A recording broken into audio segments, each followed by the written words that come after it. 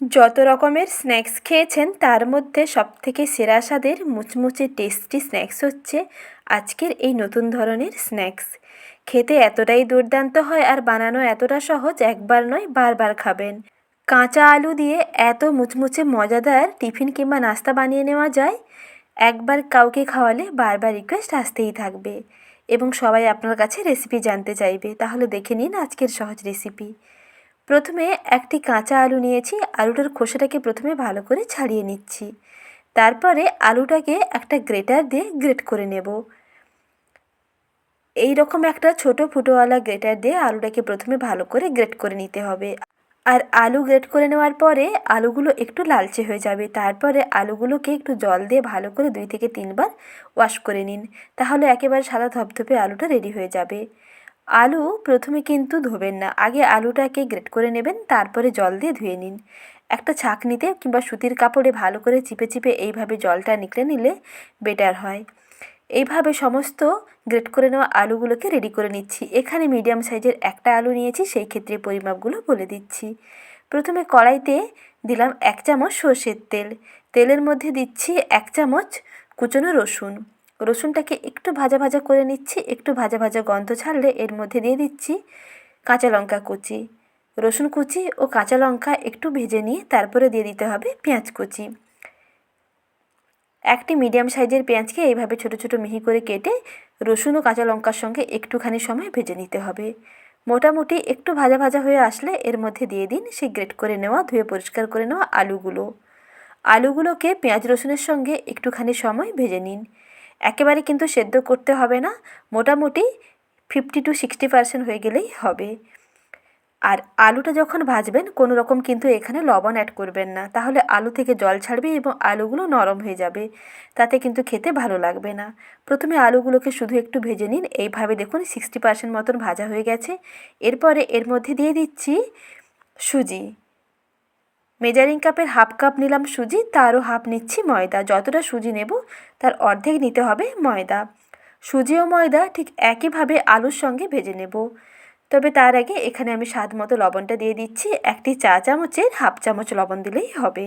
আর এটা যেহেতু একটু নোনতা নোনতা হবে, খেতে কিন্তু বেশ ভালো লাগবে, তার জন্য নুনটা একটু বেশি যাবে। নুন দিয়ে ময়দা ও সুজির সঙ্গে আলুটাকে মিশিয়ে নিয়ে একটুখানি সময় ভেজে নিচ্ছি। এইভাবে আলুটাকে ভাজলে আলুর ঝারিগুলো বেশ সুন্দর বোঝা যাবে, খেতে বেশ ভালো লাগে।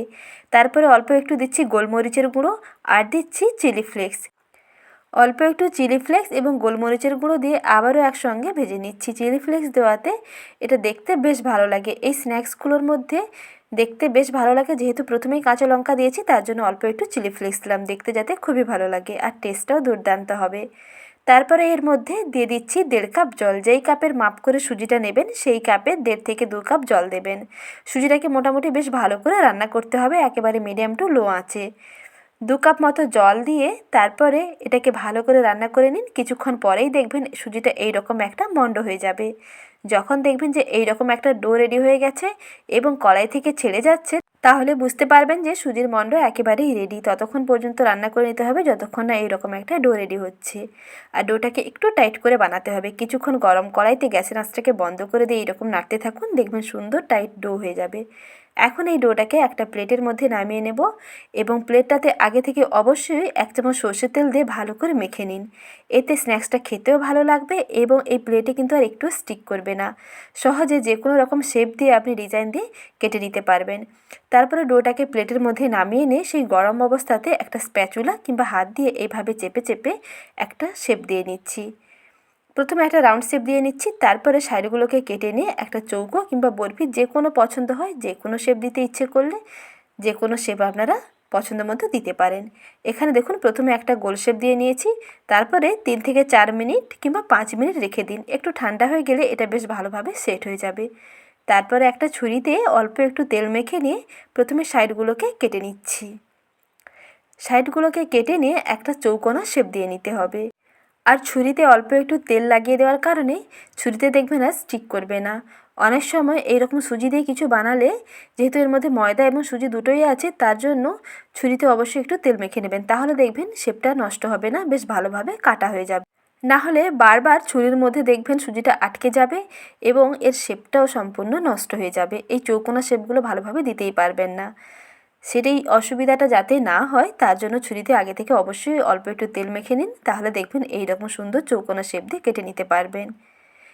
এইভাবে ডিজাইন দিয়ে বানিয়ে নিয়েছি। আপনারা আপনাদের পছন্দ মতন যে কোনো শেপ দিয়ে কেটে নিতে পারেন।